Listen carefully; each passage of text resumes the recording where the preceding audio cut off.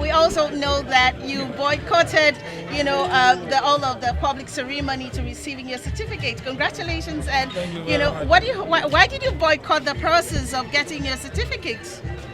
Well, I think the boycott was more of in sympathy with the Nigerian students and university, Nigerian universities who have been closed for several months now. More or less sympathy. Okay.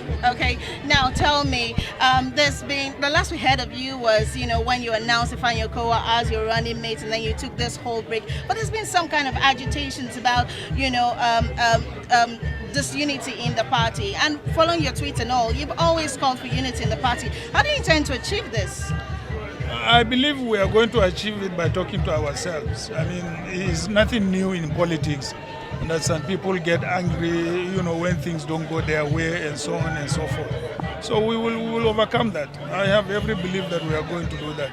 So some people think that the PDP is somewhat northernized, and some are even calling for the resignation of the chairman of the party. What's your reaction to that?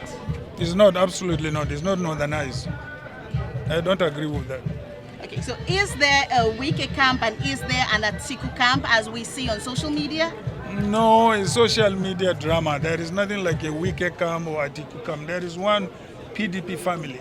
Okay, so is there any plan at all to meet with Wike one-on-one for some kind of reconciliation? Why not?